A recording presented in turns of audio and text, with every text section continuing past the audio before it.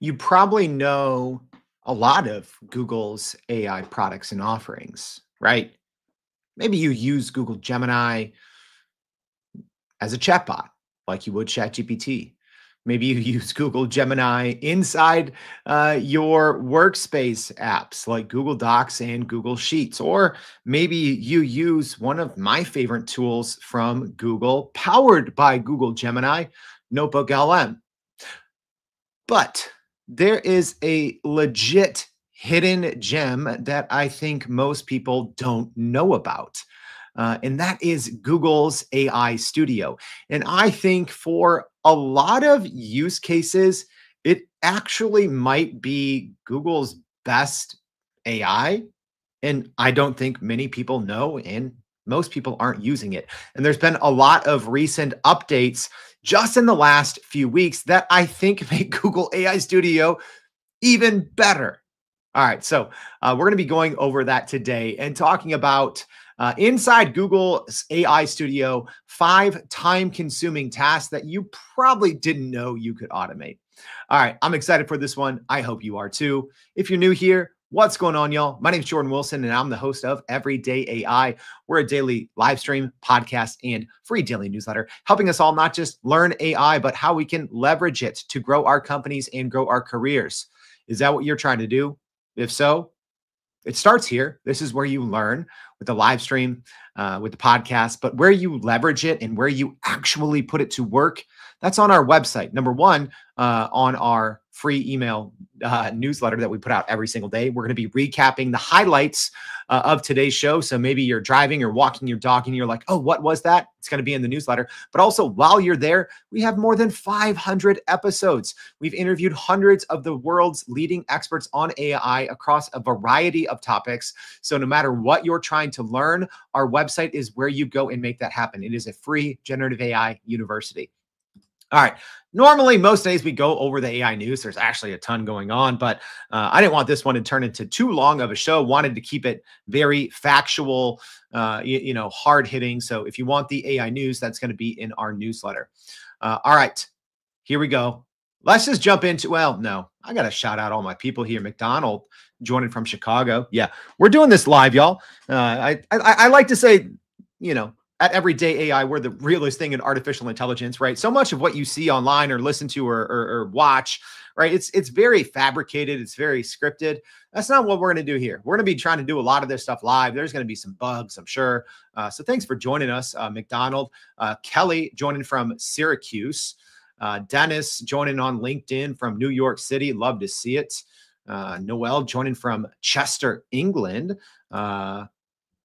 Aiden, not too far away from Indiana. Jackie, happy Tuesday. I'll be seeing Jackie tomorrow at DePaul. That'll be fun. Lot of people. Got to shout out Dr. Harvey Castro joining us from Berlin, Germany. All right, let's get into the use cases, y'all. And it is Tuesday, so here's my hot take for Tuesday. Google AI Studio is the best AI tool you've probably never heard of, right? If you're an avid AI user, right? You're using large language models hours a day. You've probably heard of AI Studio, but if you're more casual, you probably haven't, or you probably at least don't know what it's capable of.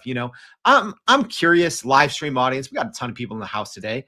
How often do you use AI Studio, or have you never used it? I want to know. I'm also kind of curious because I think most people either haven't heard of it or they don't know what it's capable of. And we're going to be going over those 5 time-consuming tasks that we can do, that we can, automate. So let's start at the top. What the heck is Google AI Studio?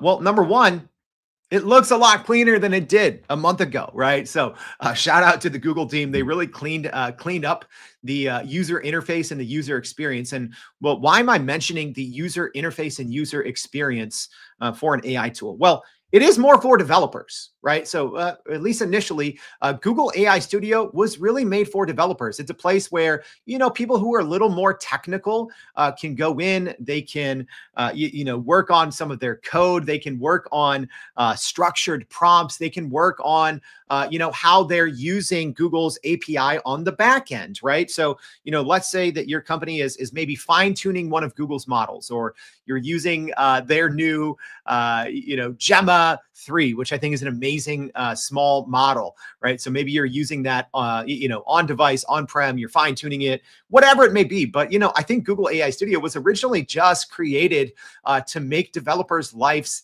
easier, right?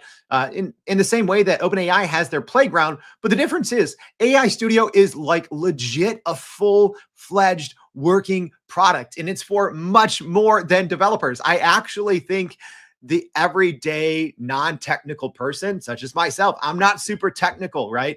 I'm not fine-tuning models aside from just testing it out inside of AI Studio. But I think for non-technical everyday people, there's so much to explore, so much you probably don't know in Google AI Studio. So yes, originally kind of set up for AI developers. Over the last, I'd say 6 months, it's really grown into so much more. And I think that there's a lot of tools and features that a lot of other companies have kind of promised, but maybe haven't fully delivered on yet.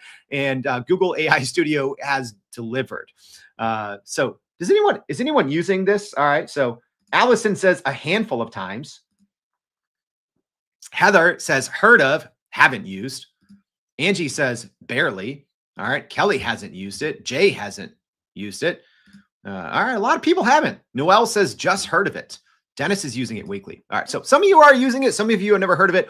So buckle up. We're gonna go into it. But at its core, originally kind of made to help developers make better apps with Google's API, right? Because there's so many tools and services out there, tens of thousands that you use that are powered by, either Google Gemini on the back end, OpenAI, Claude, etc. Right? So developers usually have kind of like a sandbox or a playground that they can go experiment and make their products better before releasing it to us all in the world, right? So think of those, all these AI tools, and you're like, wow, how do they work? Well, generally they're running on, Google, OpenAI, or Claude, and developers need a spot to go and play around with it and make it better.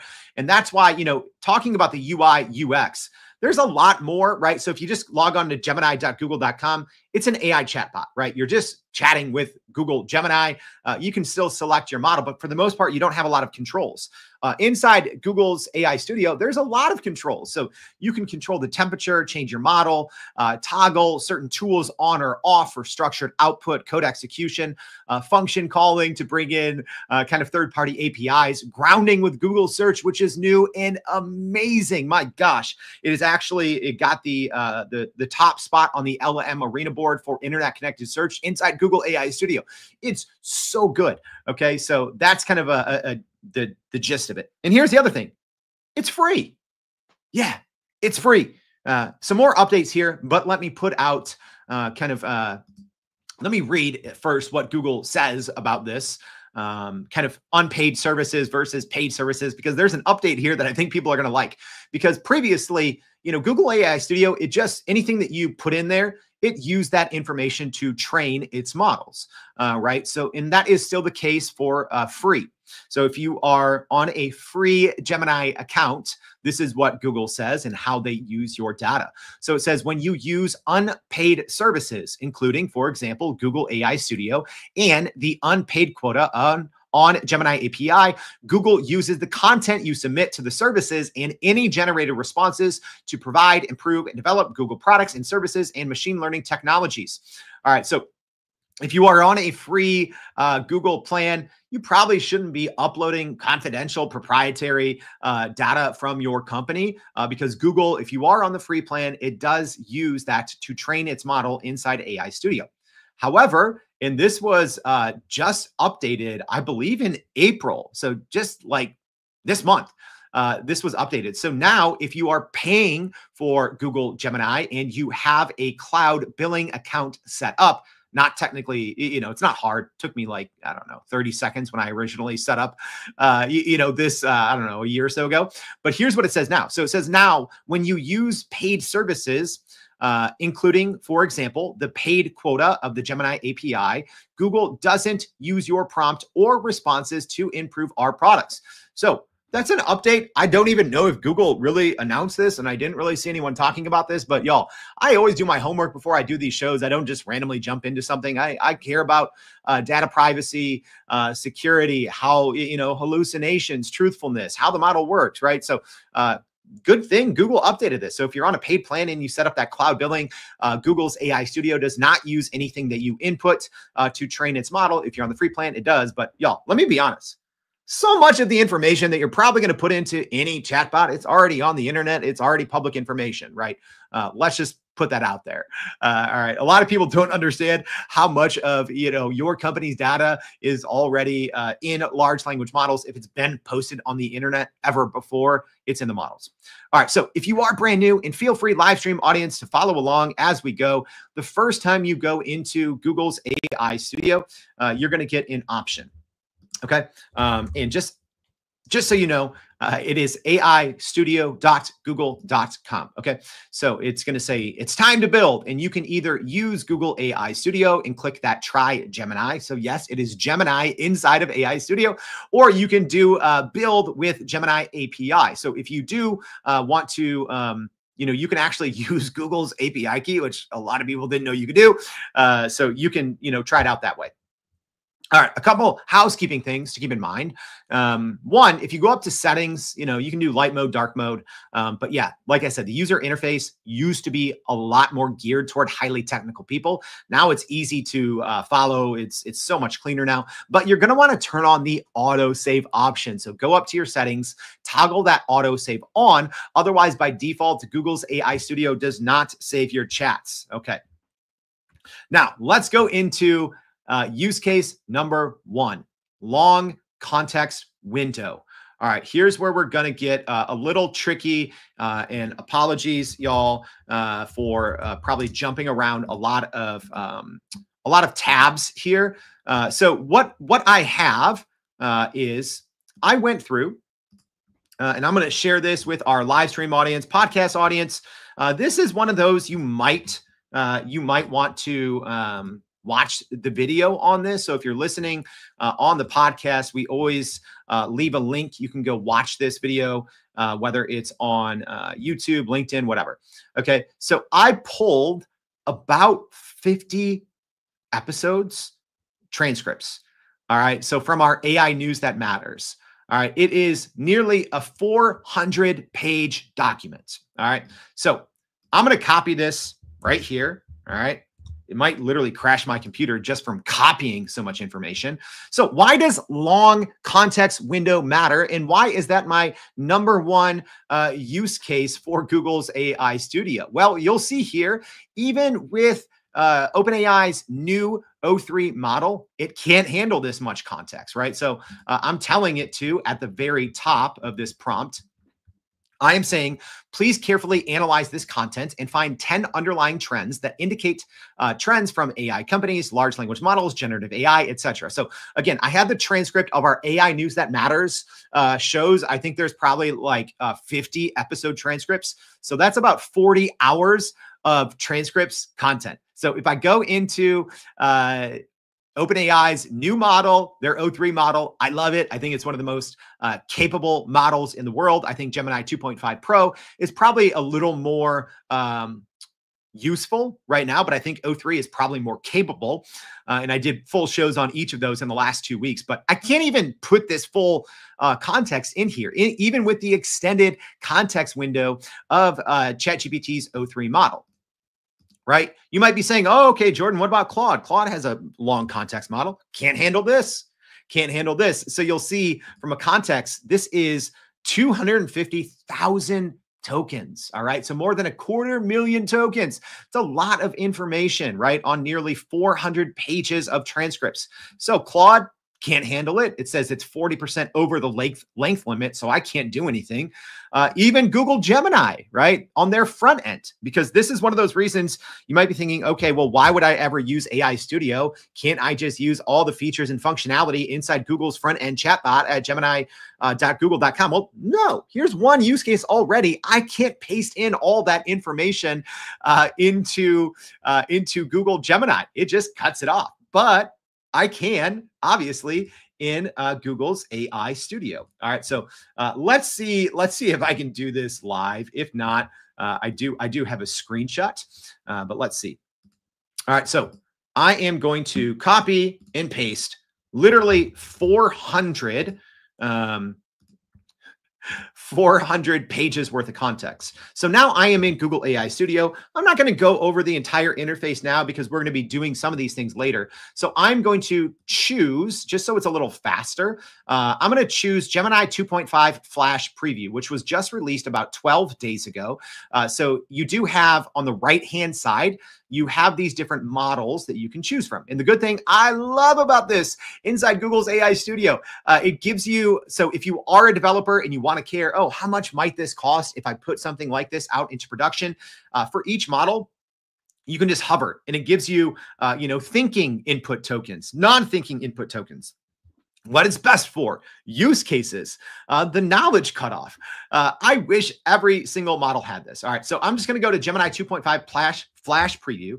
I'm literally just pasting in 400 pages of content. All right, I'm going to scroll to the top. So again, all I'm saying here at the top is please carefully analyze this content and find 10 underlying trends that indicate trends from AI companies, large language models, generative AI, etc. So I want to know essentially over the last 8 months, everything that's been happening in the world of AI news. What are the trends? I might know some of these things, I might not. And I am using Gemini 2.5 Flash Preview, which is a thinking model. But I did use the Flash version, which is the smaller version versus the Pro, because I'm guessing the Pro one would have taken longer. And my gosh, this is done. That was like no time at all. 26 seconds. It went through and it used reasoning. My gosh. If you're listening on the podcast, this is one of those ones where I'm just like smiling and I'm like, I can't believe this technology exists. Number one, I can't believe this technology is free. Insane. My gosh. Okay. So, and it did find 10 different trends. I'm just going to read just the headings, but it gave me details, right? And the crazy thing is, people are always like, oh, Jordan, how do you remember so much on AI? Well, number one, I forget a lot, right? I forgot most of this stuff, even though it came from my lips, right? But so many of these things were back in like 8 months ago. So I forget things. I use Google AI Studio every single day to remember and recall information. So let's just, for fun, go over the 10 trends. Number one, escalating competition in rapid model responses. And it's some very good details there. Number two, the rise of agentic AI and task automation. Again, we're looking at October 2024 through April 2025. So yeah, back in, October, there really wasn't a lot of talk on agentic AI or even task automation inside large language models. Now there is. Number three, advancement and specialization in multimodal AI. Four, heavy investment in innovation in AI hardware and infrastructure.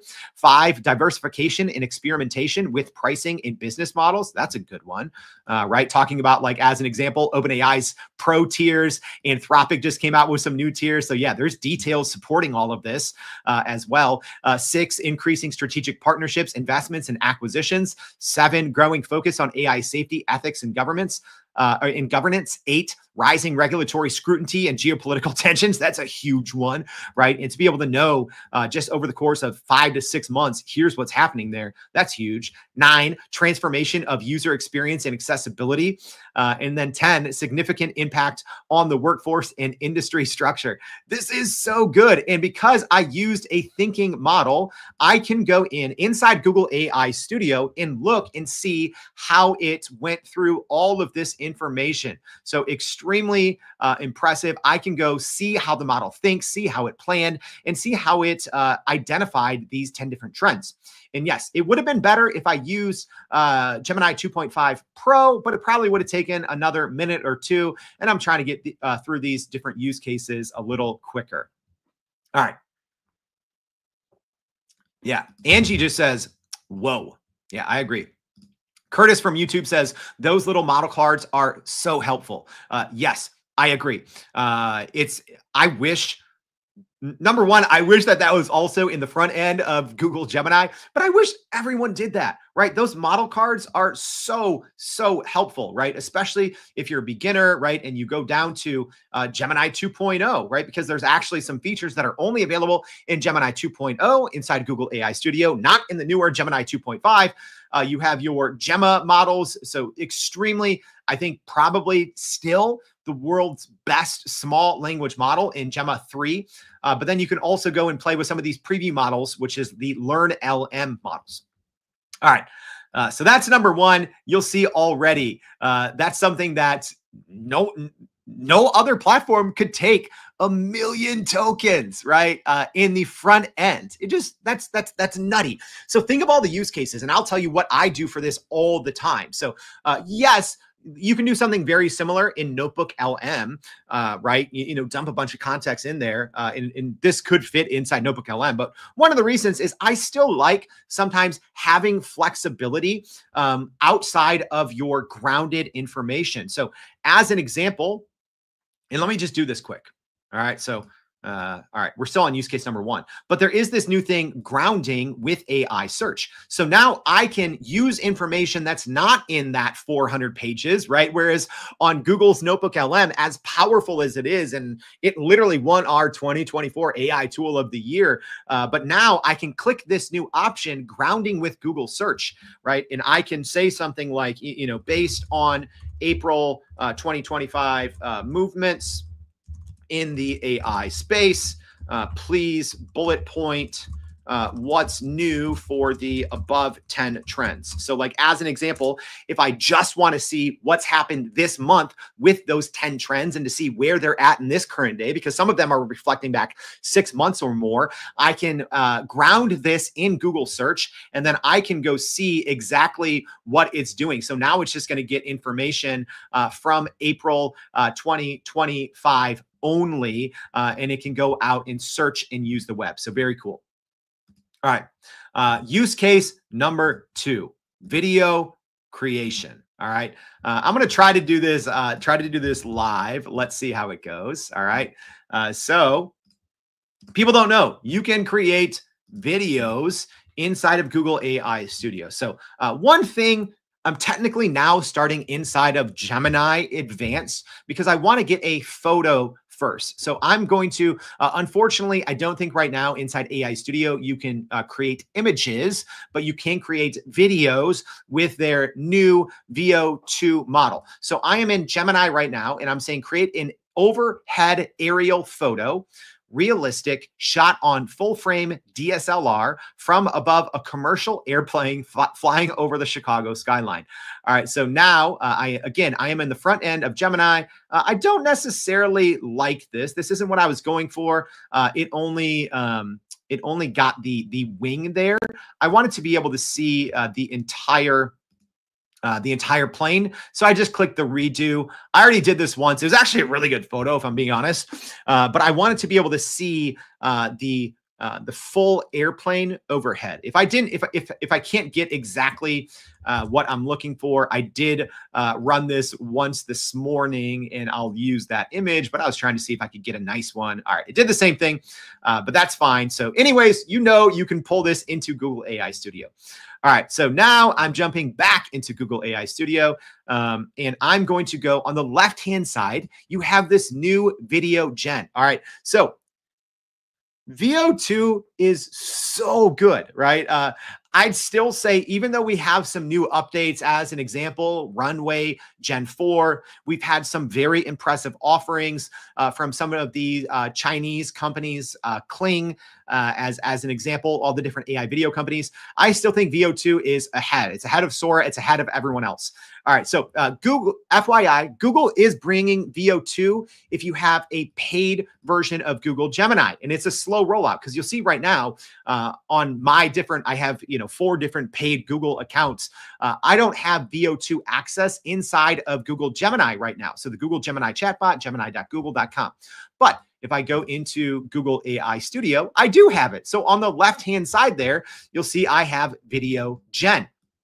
Okay. And the good thing is inside Google's AI Studio, there's a ton more options. So on the right-hand side, you have all these different settings. So I can create a 16:9 video. I can create a vertical video, 9:16, anywhere from 5 seconds to 8 seconds. I can change the frame rate. I can have set the resolution or run a negative prompt, which is if something keeps popping up in my AI video generation and I don't want it to, I can write it in the negative prompt box. But the good thing with Google's AI Studio and using VO2 there versus, you can use it in the more enterprise Vertex and get even more options. But the thing I like inside Google AI Studio is you can start with an image because unfortunately, if you're using this inside Google Gemini, the last I checked, you aren't able to start with an image. So this is great. So I uploaded the previous image that I had, and I have a little prompt here. So I'll read it out. So all I'm saying is cinematic panning shot showing the airplane slowly moving from right to left across the Chicago skyline. All right, and here is the image that I ultimately used. So I don't know, live stream audience, does this look like a real image, right? Google's Imagen 3 AI photo generator is really, really good, right? If you look at like LM Arena, which, we might as well just do that now because it's going to be a second for this to generate. But if you look at LM Arena, and if you go to the leaderboards and you go to, let's see, text to image. So this is the different text to image. Like Imagen 3 from Google is the top AI image generator, at least that they have access to inside this program. All right, so let's see here. Hey, this wasn't too bad. Michael said video generating on a live demo. Jordan is brave. Yeah, I know, right? All right, but it looks like it's already done.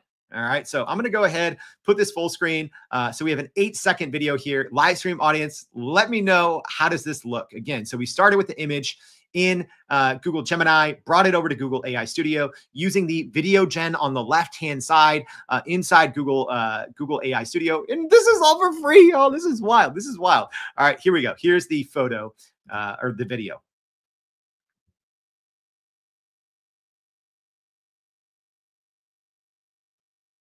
Not bad, not bad. So pretty good. There were some like artifacts right here. There's like some little blur here, but again, you can just you can just regenerate.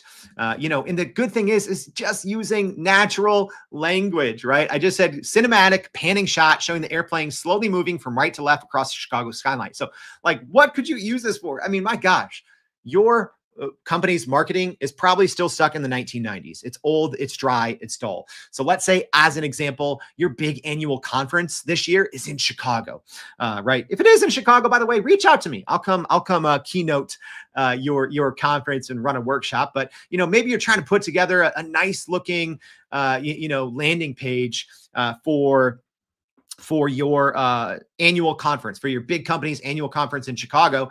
This would be a great, I think, get this like 3-second video and put that as a background on the website, right? It's great. You can tell if you're from Chicago, you can tell it's Chicago, right? For our podcast audience, it looks really cool. I mean, to be able to get a shot like this, right? You would have to be in another like airplane because you can see the entire airplane flying over the Chicago skyline. So very cool, right? Is this going to, be in the next Netflix documentary? No. But again, I essentially just, two-shotted this, right? I took 2 attempts at it. It's really good. It's really good. Yeah, live stream audience, what do you think of this video? I think it's like, in terms of like putting up on your website as a background video, putting it on social media, right? You could throw it in Canva, something like that, add some effects, add some words. In terms of, you now have, this used to take so much time, right?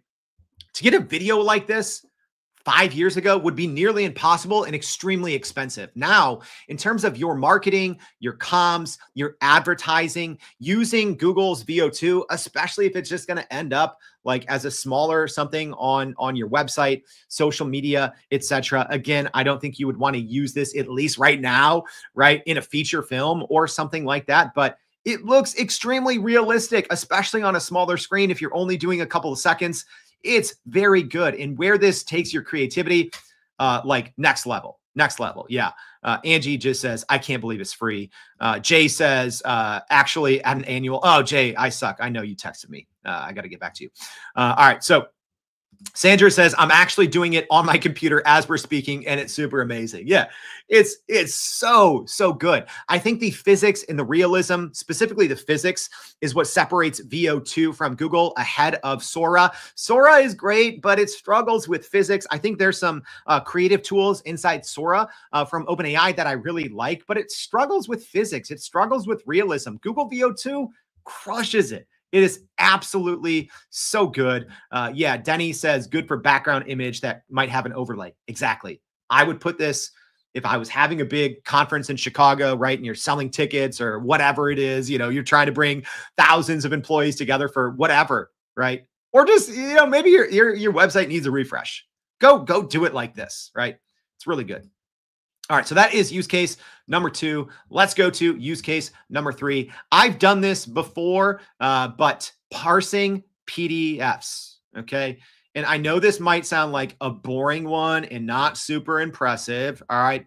But it is because, again, up until the most recent line of models from both Google and from OpenAI, this was something that large language models really struggled with, right? Using a combination of OCR, all right? So that is OCR is optical character recognition. So, these models would use a combination of OCR and computer vision, and it wouldn't always work. All right. So let's go again. We're doing this live. I did do this one other time, but I want to include this on today's show because I think it's extremely impressive. All right. So let's jump over. We're doing this live. We are in Google's AI studio. All right. There we go. And all I'm going to say is transcribe this PDF word for word. All right. And for this one, I am going to go with Gemini 2.5 Pro, the most powerful model. All right. I'm going to click run and we'll see how long this takes. And first of all, you might be thinking, okay, why might I want to use this? All right. How many times have you gotten a super long PDF? And maybe you have to make updates, or you're like, my gosh, I have to read through this entire thing. And it's going to take forever. And maybe I just need a little bit of information out of here. So in this case, and a lot of times, different tools struggle reading PDFs, right? Especially, I'll show you all an example of what this PDF is going through, and you'll see why this could be extremely helpful, right? So this is going through. This is kind of our sponsorship opportunities deck. So if you look through this, it's images, right? Any tool would struggle to read this. I created this in Canva. There's a bunch of images. A lot of this stuff that looks like text isn't even text, right? It's literally a bunch of images. Any program would struggle. So, when companies reach out and they want to advertise with us, I send them this little deck over. So I want to pull up this page. So at the bottom, it says trusted by leaders from, right? So we have, hundreds of, subscribers from big companies like, Google, Amazon, NVIDIA, Microsoft, IBM, Intel, etc. So we have their logos at the bottom of this deck to tell people, yeah, if you want to reach our audience, we have a lot of, very reputable people who are building the future of AI, reading our platform. All right. So that's a logo.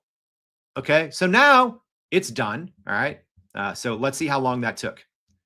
Didn't take long. So again, you can go in if you're using these thinking models, these reasoning models, you can go through. It took 53 seconds. All right. And here's the thing. It got it done perfectly. It got all those stats. It pulled all this information. It pulled all this information from, images that would be very hard for any OCR or computer vision to do, right? So in a lot of these pages, it's just like 10 images and maybe a little bit of text. So right here, it even pulled the logos. These logos are not labeled. Let me repeat that. These logos are not labeled. So, as an example, the Amazon logo, it's just an A. It's just an A with the little, smiley face, right? If you know Amazon's logo, you probably do. It literally knows that that's Amazon's logo, even though the word Amazon isn't on there. So do you see the utility and how this can be a huge time saver? So maybe you have to update a PDF and you're like, oh my gosh, who has that original file? I'm going to have to redo all of this. Maybe you need to read information from a PDF and it's a long, 100-page, industry white paper, but you only care about 10% of this. Well, Google AI Studio is a great place to do that, because when you combine this very large context window with the fact that it is one of the smartest and most capable models in the world, I mean, you have a tool here that is almost unfair, right? And I'm not even going to get into the more technical aspects of what you can do, but you can even, if you wanted to, you could create like a version of Google Gems, right? Or, if you've used custom GPTs inside of ChatGPT. So I could save, let's take that industry white paper example. Let's say every single week, there's a huge industry PDF that comes out, and maybe a big part of your job is reading through it, pulling out some of the key insights, and then briefing your team. And maybe only 10% of it pertains to you, right? It's probably something a lot of you do, but you could essentially go in here. You could create essentially a version of a Google Gem. It wouldn't be called that, but you can put in custom instructions. You can also go in here if you wanted to get a little more technical. You could even turn on the structured output. So maybe, hey, in each week, there's always a table or a chart, and maybe there's 8 columns, but you only want 3 of the columns because that's all that matters. You could go in. It's very easy, right? You could essentially give examples to Google AI Studio and then create that. And then, it would save, because you can save it with a system prompt, and then you can toggle the option on for structured output, right? So I can go in here, I can go into this visual editor, and I can add a property. So, and then you can export this as what's called the JSON. All right. I know that sounds a little technical, but essentially you can, kind of save different types of prompts and train it on input outputs, but you can just do it in natural language. All right. What do you guys think about use case 2? Richard says, how about had that been written text in a PDF? It would have been done much faster. Much faster. Yeah. Curtis says it'll even accurately extract text from a PDF that has wonky OCR text in it. Yes, it is so good. Allison says, I pay for Acrobat Pro and still receive this error every time I have it use OCR if there's a single rasterized image. Yes, exactly. It says, oh yeah, Acrobat cannot run OCR as the page contains renderable text. And then she says, AI Studio just did this successfully in 5 seconds. Yeah, it's nutty, y'all. This is so good. Are you guys, again, this is free. The fact this is free and we're only halfway through our use cases. That was number 3. All right, number 4, multimedia content creation. Okay, so this is one of those. I'm going to go ahead and jump over into my screen. Again, podcast audience, we're doing this live if you want to see. All right, so for this example, I'm actually going to use an older model. All right. And I do think and hope that they're going to update which models have this capability. So for right now, I'm going to go to my model selector. I'm going to go to Gemini 2.0. And then I'm going to go to this Flash image generation. All right. So there's actually a lot of things, and I wasn't going to do this, but I saw someone in the comments had asked for it. So I'm just going to do an example of this. This isn't even one of my use cases, but let me see here. I'm going to try to, give me a second here. All right. I'm going to try to upload an image. Let's see. Give me a second, y'all. I know this is, doing these things live, never fun, never fun. All right. Okay. So I'm going to pull in This same photo that we used. Okay. So this new, and it has the word hot on it, right? If you hover over, this is essentially, we've been hearing a lot about the GPT-4o image gen. Amazing. Right. So, Gemini 2.0 Flash, the experimental version, and it has image generation. This isn't my use case, but someone asked for it. So I'm going to see if I can do it here live on the fly. So I uploaded that same Google Gemini image of the plane flying over the Chicago skyline. So let's just say, I'm going to try this. I'm going to say, keep everything else the same and turn and I'm going to say, but make the plane bright yellow with the words Jordan Air on the side. All right. I don't know if this will work. Hopefully it does. But, I've been mentioning on this show between what it's done already. All right. It didn't do a great job. It actually added an additional plane. So I probably should have done, this a little better. I'm going to say, there should be only one plane. All right. We'll see if that works. So I've been talking about on the show between GPT-4o image gen, between this new thing from Gemini 2.0 Flash, everything that, Canva announced. I think there's going to be a lot of pressure on Adobe, because this is like, if you get it right, this is like Photoshop. This saves so much time. All right. So there we go. It did it correctly. It changed the perspective a little bit. It made the plane slightly larger. So let's even say that took 5 seconds. I'm going to say, the plane is too large. Make it more like the original image. Keep the one plane yellow with Jordan Air on the side. All right. If I was taking a little bit more time, I think I could get this really well. But y'all, I can't tell you, right? I've been using Photoshop since, how old am I? I'm a little old. I've been using Photoshop for 23 years, almost a quarter century.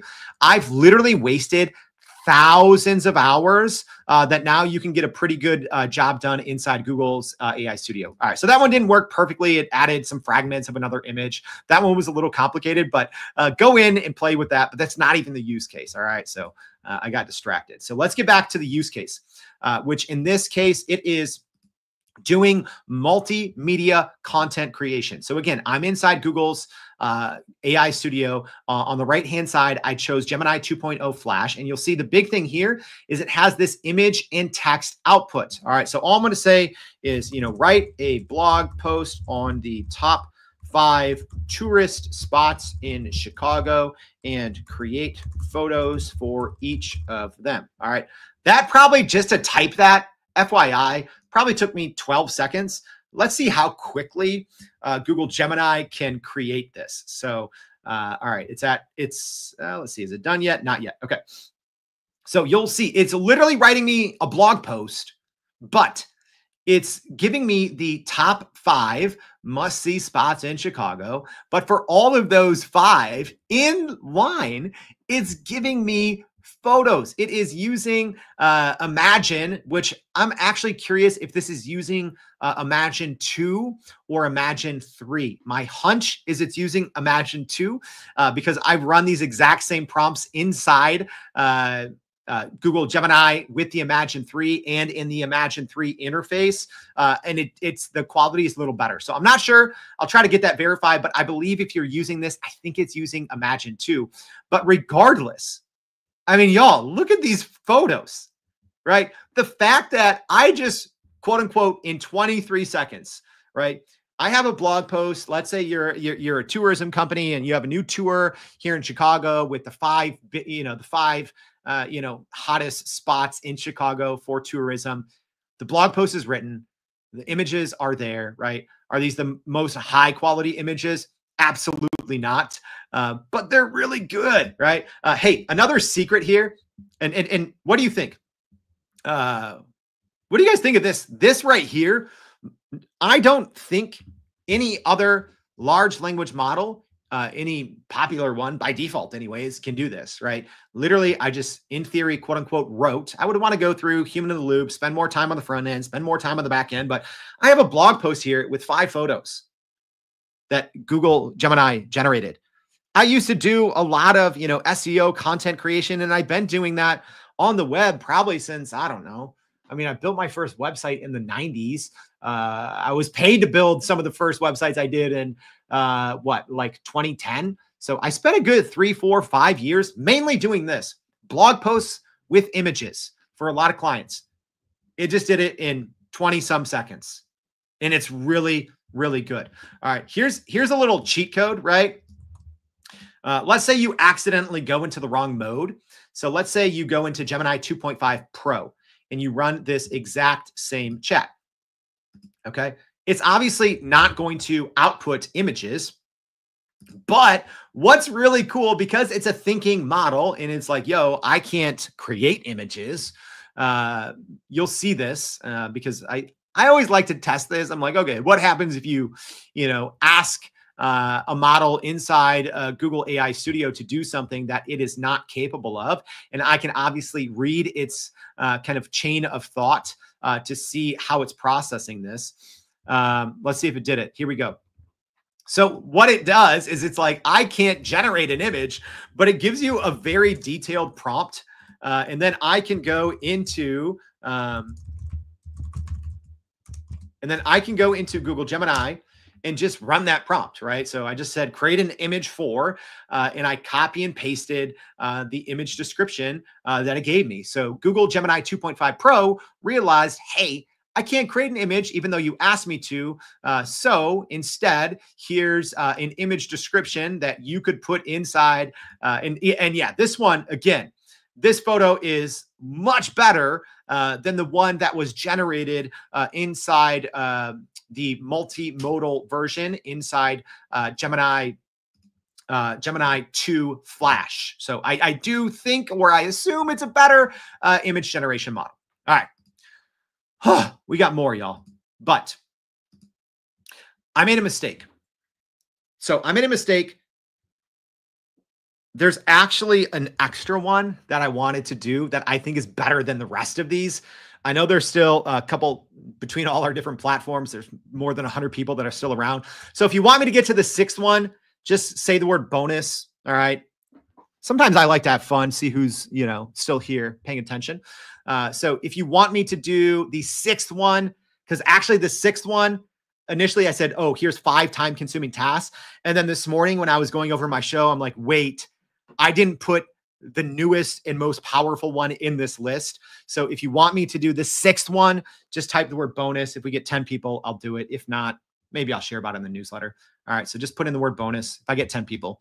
All right. So here we go for number 5. This one might get a little tricky, so I'm sorry. Also, live stream audience, aside from typing in the word bonus, if you want to see this, I'm going to need some help on this, because I want you all to hear this one, because number 5 is learning any new skill via share screen stream. Okay. And this is one of those. This is one of those that, OpenAI previewed this almost a year ago, and we still don't have it on desktop. But right now, Google Gemini, again, for free, can see your screen and you can interact with it. Let me repeat that. For free, Google Gemini's AI Studio can see your screen and you can interact with it. All right. Yes or no? Be honest, y'all. How many of you knew that? How many of you all knew that? All right. So I'm going to get something going here. I hope that you can hear it. I'm going to have to move my mic. I've done some testing with this. And even when I share the audio, you can't always hear it. So number 1, live stream audience, can you still hear me? All right. Because I moved my mic away. All right. And then I'm going to go ahead and stop sharing this. And I'm going to go over, this use case, which I think is amazing. All right. So give me a second, y'all. Doing this live, it's dangerous. It's dangerous here. Okay. So let me first describe what I have. Okay. I have a simple spreadsheet from my Google Search Console data. In of the 10 pages with the most clicks, I exported that and put it into a Google Sheet. Okay. And what I want to know is I want to know the difference in impressions over the course of the last 7 days. All right. So did this go up 10%? Did it go down 30%, right, in terms of impressions? So these are some stats that I'm pulling in. And so essentially what I want to do is I need to write a formula. Okay. And as much as I love Google Sheets and Excel and everything else, does anyone struggle with formulas? Just me? Anyone else? All right. So now I'm going to go into Google's AI Studio. All right. So that is the sheet I am going to share. All right. And hopefully you can hear this. So you might not be able to. I apologize. I'm cranking my volume all the way up.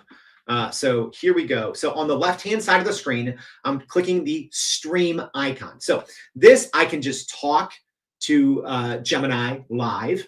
I can show it my webcam so it can see me, or if I was trying to explain something, because this also works on mobile, which is really, really cool. Or I can click share screen. So this is what I'm going to try to do. And again, this is something that OpenAI demoed May of 2024, and we still don't have it on desktop. All right. So I'm going to click share screen. Hopefully you can hear. So I'm clicking share screen, and then I have to choose. Which one we're going to do. Hey, Gemini, can you hear me? Yes, I can hear you. How can I help you today? Cool. Can you tell me what's on my screen? On your screen, I see a Google Sheets spreadsheet titled EDAI Last 7. The spreadsheet contains data organized in columns such as top pages, clicks last 7 days, impressions last 7 days, and difference. Do you want me to describe any of the data in more detail? No. So I understand the data. So in this column here, H2, I want to write a formula that shows me the percentage change in this impressions difference between the column E2 and F2. So G2 gives me the number, but I want to turn that into a percentage, and I'm not sure the formula that I need to write in H2. So can you tell me the formula?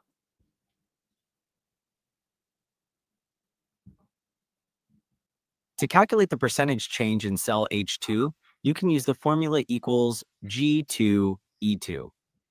After entering the formula, format the cell as a percentage to display the result as a percentage value. Will that work for you? All right, yeah, cool. Give me a second. So I'm going to highlight.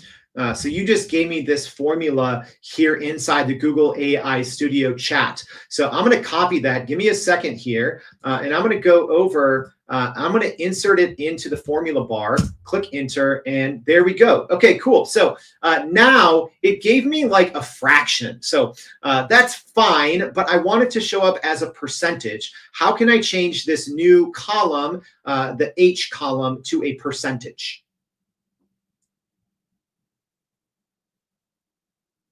I understand that you want to convert the values in the H column to percentages.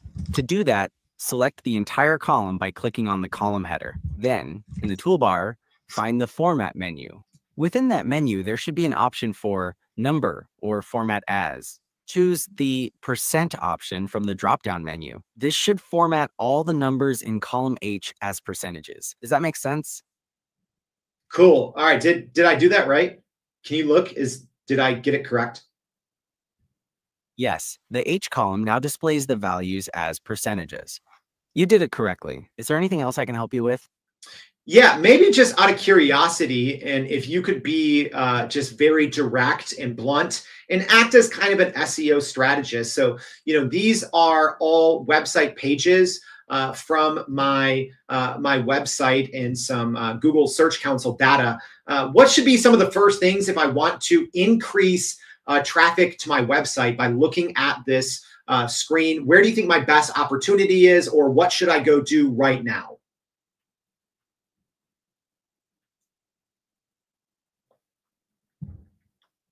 From the data, it appears that the web page, free ChatGPT versus ChatGPT plus what's the difference, is experiencing a significant decrease in impressions and clicks.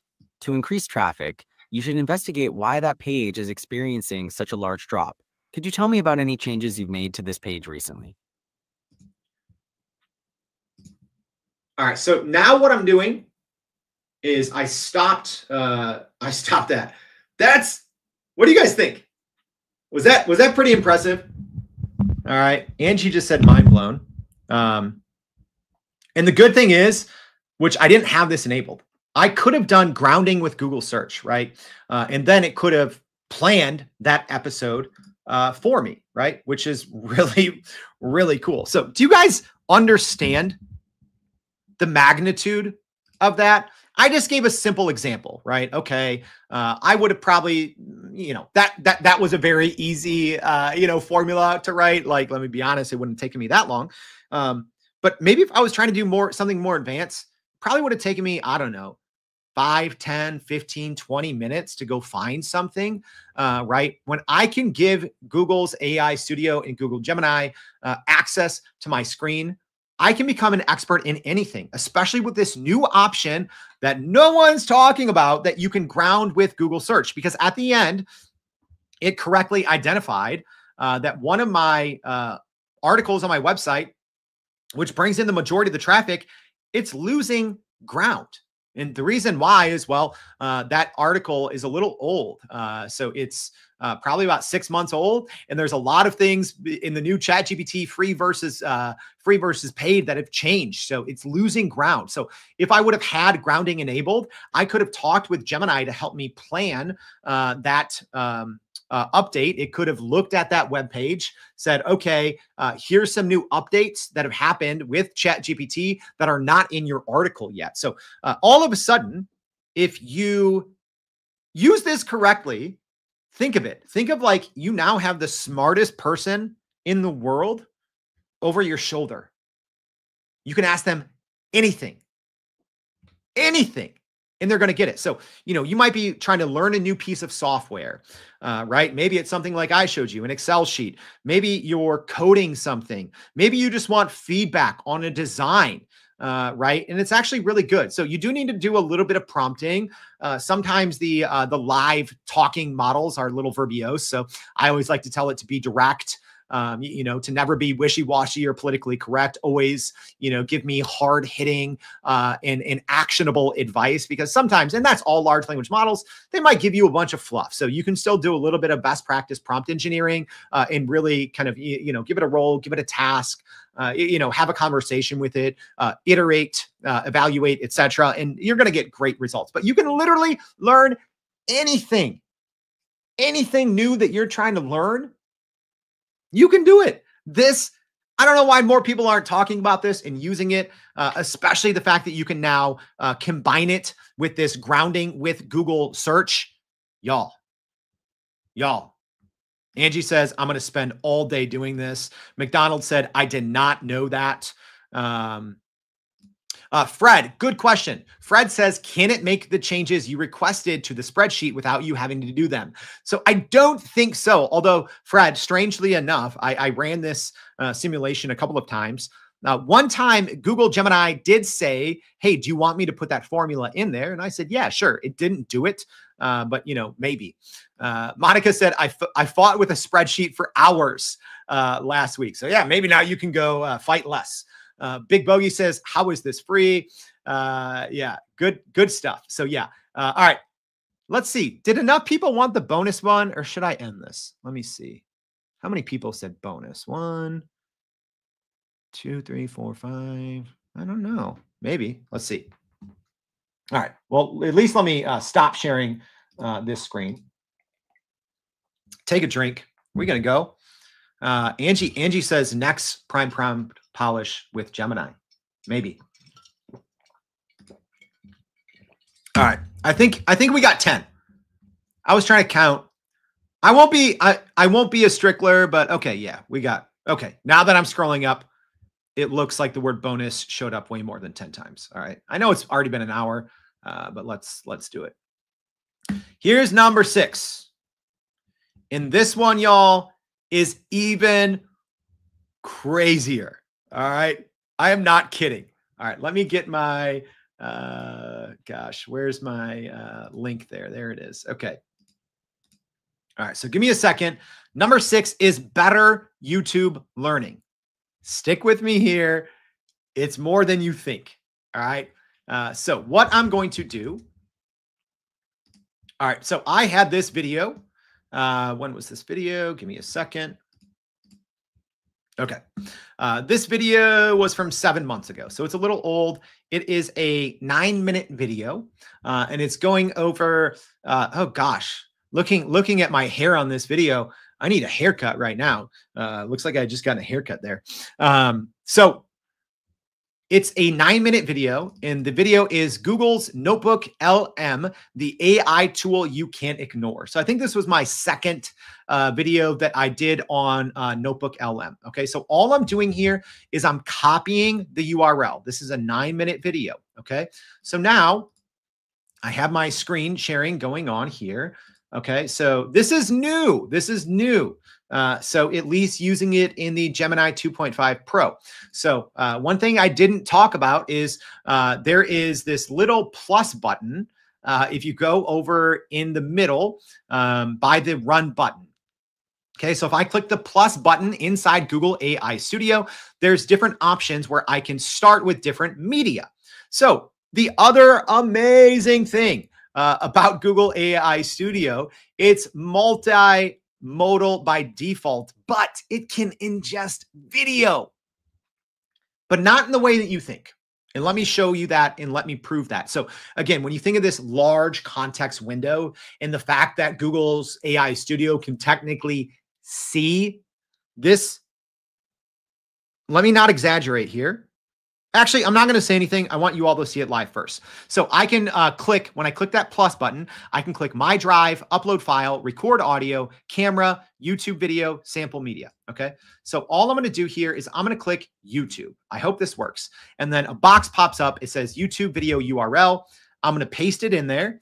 It loads the thumbnail, which these thumbnails are silly, but someone from NVIDIA told me that my YouTube was lame and I had to make it better. So there's a thumbnail, I guess. So all I'm going to say is, what do we want to say here? Give me a second. So I'm just going to type in. So this is a video about Notebook LM. So I'm going to say bullet point the steps on how to use Notebook LM. Okay. And then I'm going to click run. And you'll see right here, it gives me a token count. So this 9-minute video is 157,000 tokens. So I'm going to click run prompt. Okay. And again, I'm using Gemini 2.5 Pro. So presumably this is going to take a little longer. All right. So Jackie says, Google owns YouTube, so this makes sense. Will it work with other video channels? Great question as we wait, Jackie. So yes, you can also just upload a file if you have a video file. Now, as we wait for this, and I'm going to go ahead and click this, and you can see in the chain of thought, Gemini 2.5 Pro is thinking, it's going through, it's crunching this video. And it's almost already done. Okay. This is good. Okay. So yeah, it's already done. So it took 42 seconds and it gave me bullet points on what I talked about in this video. So number 1, access Notebook LM. Go to the Notebook LM interface, create a new notebook, add your sources, process the source, locate audio overview, generate the conversation. Okay, so pretty cool. So it just broke down a 9-minute video into bullet points. All right. And I probably get what you're saying, like, okay, Jordan, what's the big deal? Why is this changing how we work? Okay, let me do something else.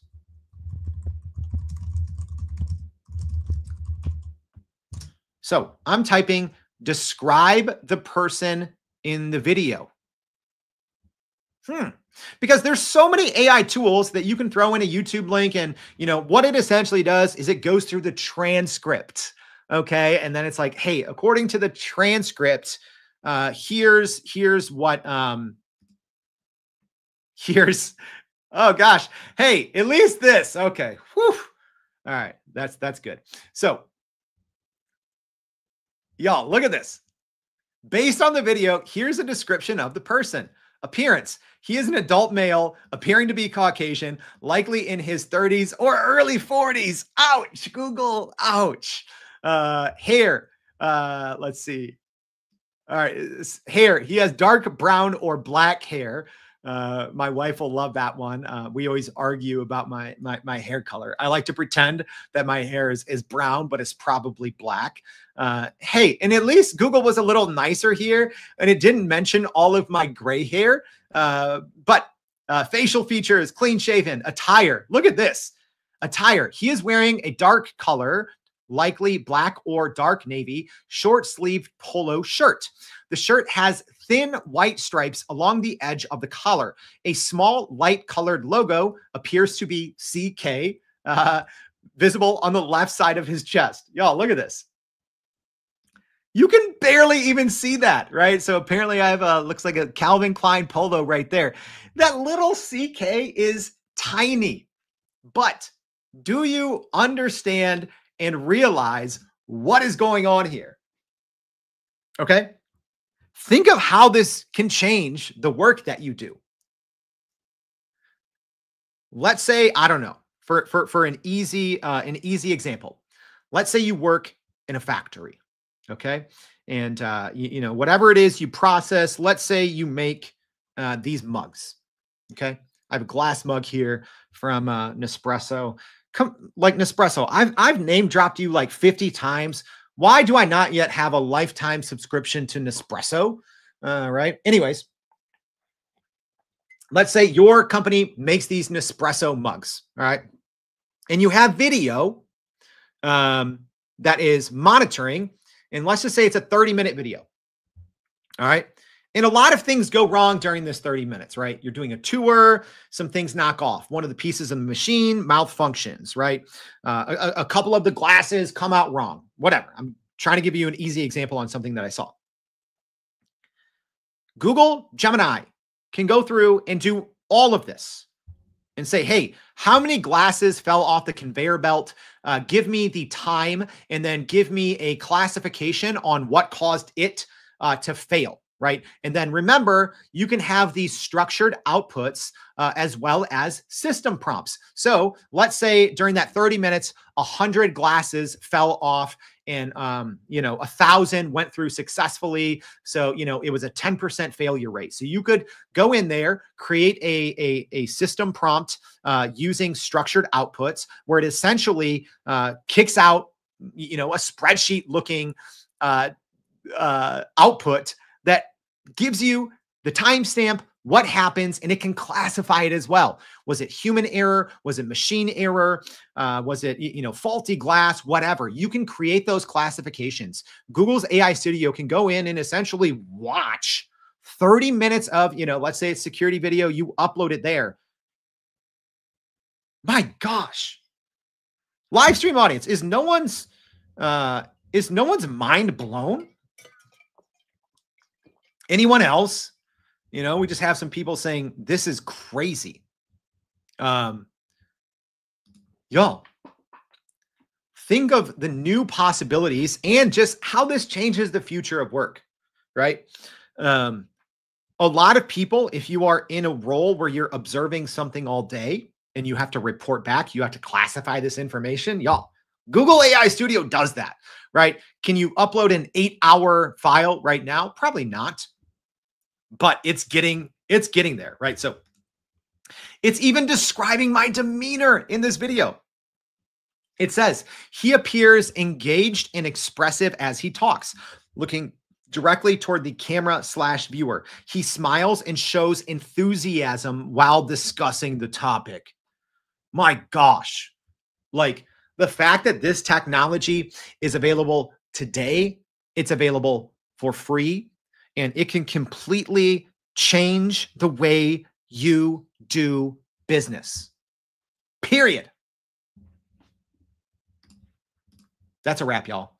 All right. Let me quickly recap our 6 time-consuming tasks that you didn't know you could automate or run inside Google AI Studio. Number one, long context window.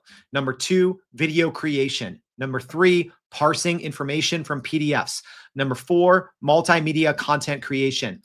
Number five, learning any new skill via share screen stream. And our last bonus one, better YouTube learning, and just being able to literally have a large language model be eyes for any video and to be able to classify information much more than a transcript. It can see and use a brain. It's wild. That was a wrap, y'all. I hope this was helpful. All right. But there you have it. If this was helpful, please share this. All right. I would appreciate if you share this, if you tag someone that needs to know this.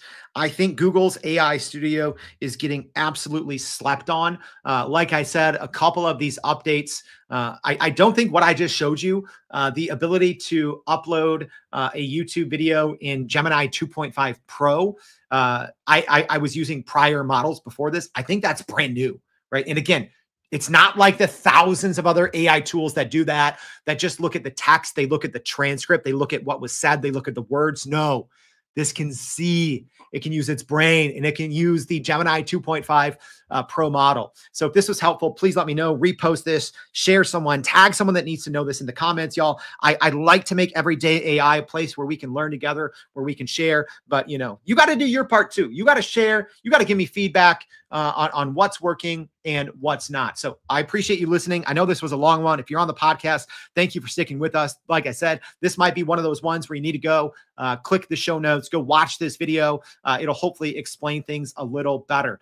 So thank you for tuning in. Go to youreverydayai.com. If you haven't already, sign up for the free daily newsletter. We're going to be recapping this one. It's not going to take you an hour plus to get through the newsletter. It'll be about 7 minutes for you to become the smartest person in AI at your company. Thanks for tuning in. Hope to see you tomorrow and every day for more Everyday AI. Thanks, y'all.